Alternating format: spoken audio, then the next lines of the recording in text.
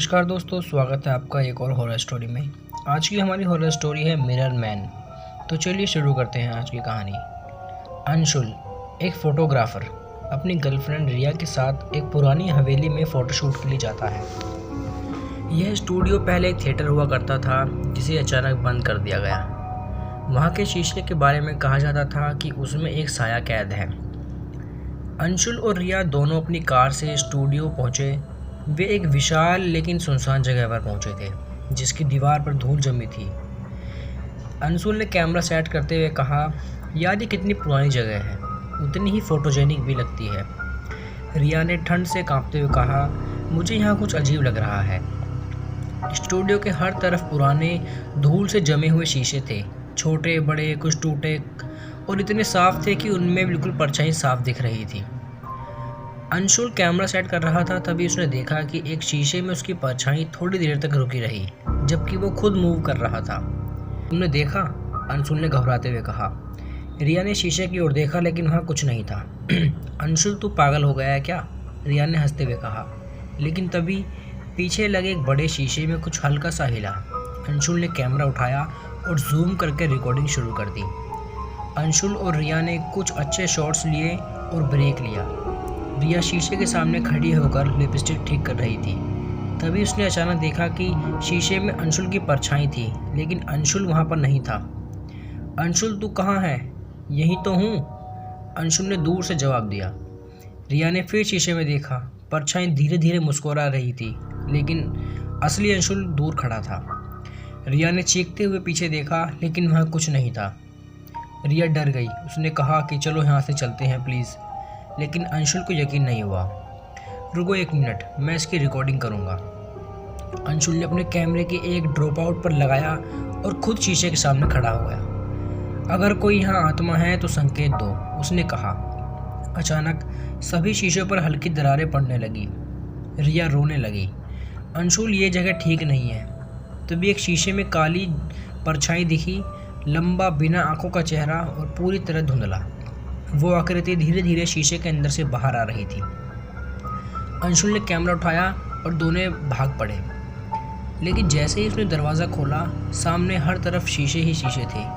उनका अपना चेहरा उन्हें घूर रहा था लेकिन कुछ गलत था। सभी शीशे में उनके चेहरे मुस्कुरा रहे थे पर असली और अंशुल रिया डरे हुए थे। रिया घबराकर बोली, ये क्या हो रहा है? अंशुल ने दरवाजे से बाहर निकलने की कोशिश की लेकिन जैसे ही उसने कदम बढ़ाया उसकी परछाई शीशे में उल्टी चलने लगी, जैसे उसकी हरकतों को मिरर नहीं बल्कि कोई और कंट्रोल कर रहा हो। ये सच नहीं हो सकता, अंशुल ने कांपते हुए कहा।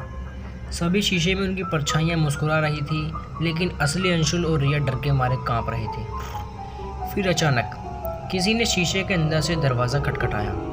रिया ने डरकर अंशुल का हाथ पकड़ा। ये कौन है? फिर बीच वाले बड़े शीशे में वो आकृति फिर से उभरने लगी। ये मिरर मैन था। लंबा शरीर, धुंधला चेहरा और आंखों की जगह काले गड्ढे। लेकिन इस बार वो शीशे के अंदर नहीं था, वो अब उनके पीछे खड़ा था। रिया ने जैसे ही पलटकर देखा, उसके गले से चीख भी ना निकली। मिरर मैन धीरे धीरे लंबा काला हाथ और उसकी ओर बढ़ाने लगा। अंशुल ने झपट कर कैमरा उठाया और फ्लैश मारा। चमकते ही मिरर मैन गायब हो गया। रिया रोते हुए बोली, हमें यहाँ से भागना होगा। अंशुल ने दरवाजे की ओर देखा जो अब खुला हुआ था। बिना कुछ सोचे दोनों बाहर निकले और वहाँ से बाहर आ गए। लेकिन जैसे ही उन्होंने स्टूडियो का दरवाज़ा पार किया, वे फिर से उसे कमरे में आ चुके थे। नहीं नहीं, ये कैसे हो सकता है? अंशुल ने दीवार पर हाथ मारा। तभी पीछे से एक फुसफुसाहट आई, आईना तुम्हें देख रहा है। रिया हड़बड़ाकर पलटी लेकिन अब कमरे में सिर्फ अंशुल था। रिया गायब हो चुकी थी। रिया कहाँ हो? अंशुल ने चारों तरफ देखा। तभी शीशे में देखा, रिया एक शीशे के अंदर फंसी हुई थी। वो ज़ोर ज़ोर से दरवाज़ा पीट रही थी लेकिन उसकी आवाज़ नहीं आ रही थी। अंशुल पागलों की तरह शीशा तोड़ने की कोशिश करने लगा लेकिन शीशा एकदम ठोस था, जैसे उसे कोई कैद कर रहा हो लेकिन बाहर नहीं निकाल सकता। तभी पीछे से एक परछाई उभरी। इस बार वो धीरे धीरे अंशुल की ही शक्ल लेने लगी। उसकी आंखों के काले गड्ढे लाल रोशनी से भर गए। वो अब अंशुल की जगह लेना चाहता था। अंशुल ने मिरर मैन को गौर से देखा। अब वो सिर्फ परछाई नहीं था, उसका चेहरा धीरे धीरे अंशुल जैसा लगने लगा। ये क्या बकवास है, अंशुल ने खुद को पीछे खींचते हुए कहा। मिरर मैन हल्की आवाज़ में फुसफुसाया और बोला, मैं असली हूँ और तू सिर्फ एक परछाई। तभी शीशे में कैद रिया ज़ोर ज़ोर से चिल्लाने लगी, लेकिन उसकी आवाज़ बाहर तक नहीं आ रही थी। तभी शीशे में कैद रिया बहुत ज़ोर से चिल्लाने लगी और वो बेहोश हो गई। अंशुल ने पास पड़े एक लकड़ी के टुकड़े को उठाया और शीशे पर जोर से मारा जिसमें रिया कैद थी। शीशे में दरार आ गई, लेकिन वो टूटा नहीं। नहीं, तू इसे नहीं तोड़ सकता। तभी मिरर मैन ने अपनी काली लंबी उंगलियां उसकी ओर बढ़ाई। रुक जाओ, तुमने अपना समय खो दिया है। अब आईने के नियम तुम्हें नहीं मानेंगे। अचानक पूरा स्टूडियो हिलने लगा। तभी शीशे में अजीब सी धुंध निकलने लगी। हर शीशे में एक मिरर मैन उभर रहा था।